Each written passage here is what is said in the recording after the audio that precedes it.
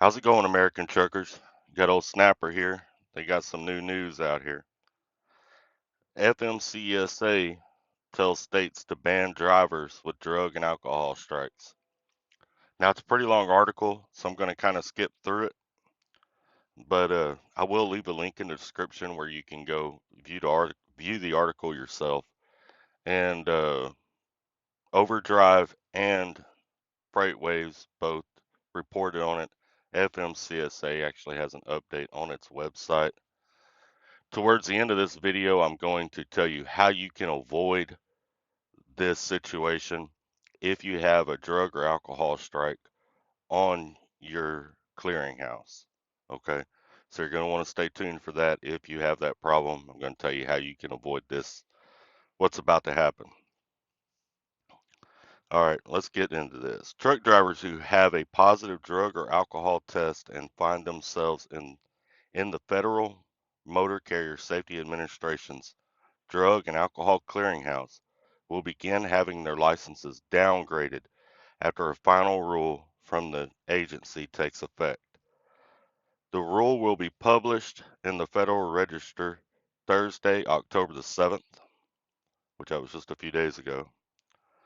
With it, FMCSA is amending its regulation to establish requirements for state driver's licensing agencies, SDLAs, to access and use information in the clearinghouse.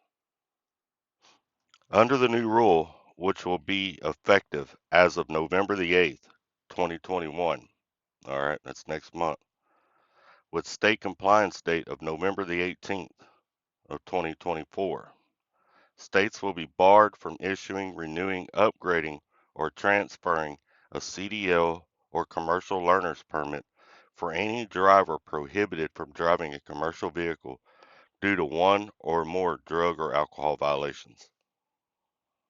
All right, let's get into how you can avoid this. What they're doing is next month they're going to start downgrading licenses. States have to be completely compliant by 2024. Okay, but next month they're going to begin to downgrade licenses. Um, that means a lot of your real serious states that are serious about it, like Texas, Florida, California, um, Michigan's another one.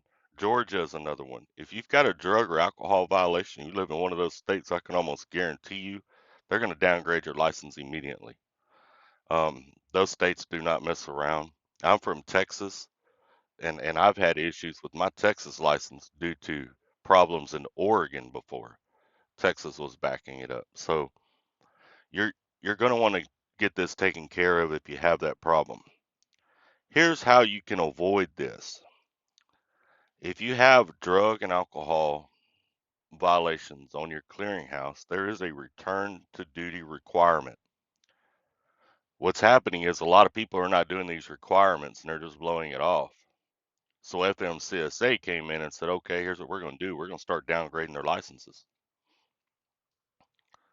to force them to take these RTDs, return to duties, classes or whatever's involved in it. I don't know exactly what's involved in the return to duty uh, requirements to keep your commercial driver's license once you've had a violation and you're in the clearinghouse. Excuse me.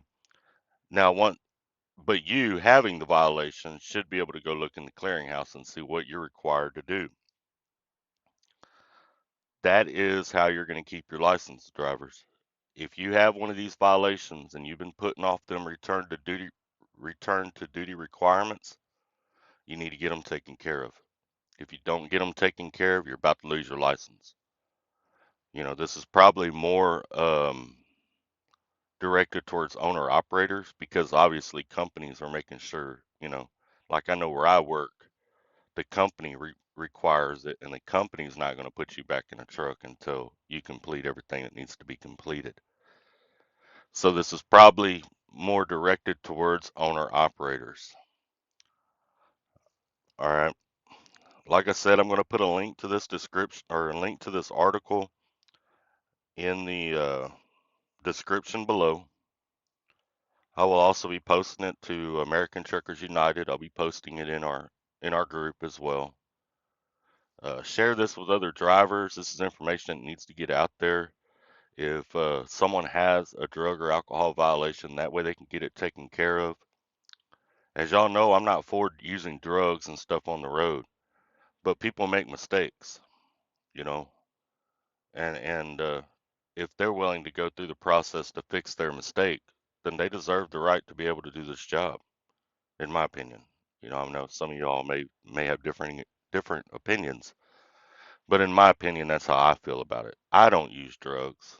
I don't drink alcohol, but I still don't feel like somebody else should be punished to that extreme for it if they're willing to go through the process that the law requires for them to keep their license. Hope all of y'all are staying safe out there. Uh, man, I'm tired of coming to y'all with bad news. This is the third piece of bad news in 3 days. Uh, Hopefully, we turn this around, fellas. We start getting us some good news in here. Y'all take care, stay safe. I appreciate y'all watching the video. I appreciate y'all supporting the channel. Um, Leave a comment as to what your thoughts are on this situation below, and keep trucking.